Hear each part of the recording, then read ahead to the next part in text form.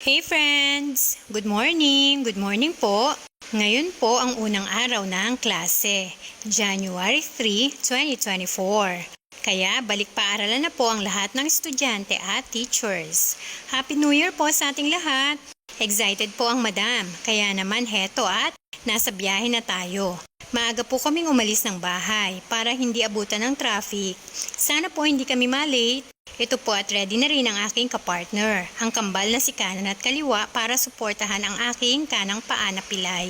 So tara po at samahan nyo kami sa aming biyahe papasok ng trabaho. Ang atin pong destinasyon ay sa Don Alejandro Roses Senior Science and Technology High School.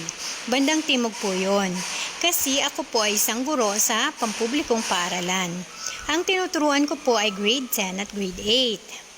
Ang klase ko po ay nagsisimula ng alas 7 ng umaga. Maaga po tayong nakarating at nakapaghanda pa ng konti bago mag-umpisa ang klase. Ito po ang aking silid-aralan. Pansamantala lang muna po ako dito hanggat hindi pa gumagaling ang aking paa. Sasabak na po tayo sa trabaho, kaya naman mamaya na lang po ulit uwian. Kita-kits po tayo! Thank you po Lord at natapos na naman ang isang araw na makabuluhan. Kahit pagod at maraming need tapusin, happy pa rin. Sana maraming natutunan sa akin ngayon ang aking mga estudyante. Ngayon po ay nandito naman tayo sa Division Office ng Quezon City dahil may kailangan tayong lakarin at tapusin. Pagkagaling sa Division Office ay diretso na po ang madam na umuwi. Siyempre, nagpabook ulit ako sa aking panganay na anak si Ate Adi. Pagdating ng bahay, kumain muna po ako kasi nagugutom na po talaga ako. Habang kumakain ng pansit canton ay naghihiwa naman po tayo ng sitaw. Natanaw ko po kasi na may napapanat na sitaw sa loob ng aming ref. Kaya naman ito naisipan kong adobohin.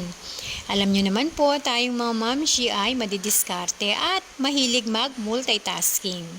Lalagyan ko lang po ito ng 2 malaking sibuyas kasi po mahilig kami sa sibuyas at maraming bawang. Hihiwain ko po ito ng maliliit at saka ako lalagyan ng 1/4 na baboy. Yun na po ang pinakasahog niya. Hindi ko na po ipinakita kung paano ang pagluluto nito kasi nga po pagod na talaga ang lola nyo. Dahil sa aking kalagayan, pilay po kasi ang aking isang paa. So, hanggang sa muli po, samahan niyo ulit ako, kami ng aking pamilya, sa aming everyday adventure at pakikibaka. Salamat po! Salamat po sa pagsama! Bye!